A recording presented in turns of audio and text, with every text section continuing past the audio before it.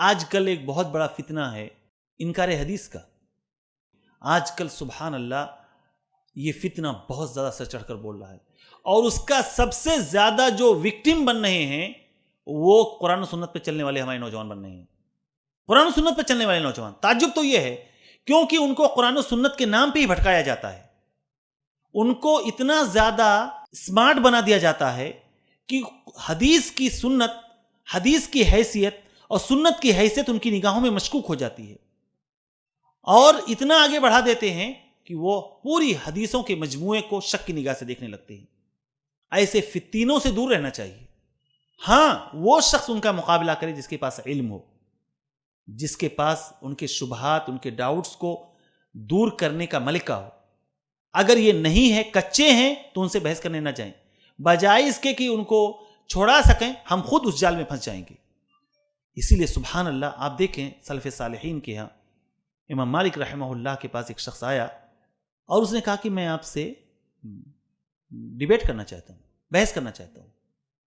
امام مالک رحمہ اللہ نے کہا میں تم سے ڈیبیٹ نہیں کرنا چاہتا، میں جس عقیدے پہ ہوں اس سے خوش ہوں، میں تجھ سے ڈیبیٹ کر کے میں اس میں شبہ نہیں پیدا کرنا چاہتا. بعض دفعہ کچھ لوگ اتنے کٹ حجت ہوتے ہیں اور اتنے زیادہ چرب زبان ہوتے ہیں، اتنے زیادہ وہ منطق اور لوجک کا استعمال کرنے والے ہوتے ہیں کہ بعض دفعہ اگر وہ اس کھمبے کو کہیں کہ سونا ہے تو آپ کو ثابت کر دیں گے کہ یہ سونا ہے. آپ کے دل میں رہے گا کہ یہ سونا نہیں ہے، لیکن آپ کو زبان سے وہ کہلوا دیں گے کہ یہ سونا ہے. اتنے کٹ حجت ہوتے ہیں اور اتنے چرب زبان ہوتے ہیں، ایک سے ایک جیٹھ ملانی سماج میں گھومتے ہیں. تو ایسے لوگوں سے دور رہنا چاہیے. اگر ہمارے اندر اتنی تیاری نہیں ہے، اتنا استعداد نہیں ہے، اتنی قابلیت نہیں ہے کہ ان کے ڈاؤٹ کا ہم جواب دے سکیں، تو ان کو پکڑ کے ایسے لوگوں کے پاس آنا چاہیے جو صاحب علم ہیں، جو ان کے ڈاؤٹس کا جواب دے سکتے ہیں، بجائے اس کے کہ ہم خود بھیڑیں اور اپنی بھی سینگ توڑوا کے چلے آئیں. فتین سے دور رہنا چاہیے اور فتنے سے دور رہنا چاہیے. ہم کتنے بھی مضبوط عقیدے کے، مضبوط ایمان والے کیوں نہ ہوں، لیکن فتنوں سے دور رہنے کے لیے ہمیں کہا گیا ہے.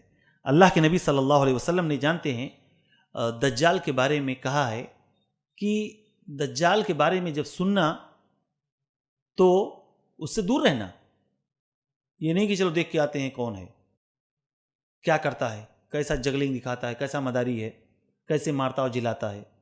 کیونکہ اللہ کے نبی صلی اللہ علیہ وسلم نے فرمایا ہے کہ انسان اس کو جو دیکھنے کے لیے جائے گا وہ خود اس کے فتنے میں مبتلا ہو جائے گا.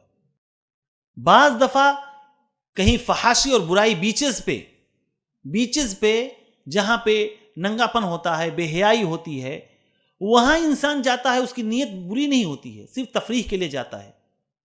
لیکن ایک بار گیا، 2 بار گیا، 3 بار گیا، پھر وہ برائی اس کو برائی نہیں لگتی ہے. اس کے اندر جو غیرت تھی دھیرے دھیرے وہ ماد پڑ جاتی ہے، کمزور پڑ جاتی ہے، اور پھر وہ اسی کا حصہ بن جاتا ہے. اس لیے فتنوں سے اللہ کے نبی صلی اللہ علیہ وسلم نے فرمایا ہے کہ فتنوں سے دور رہو.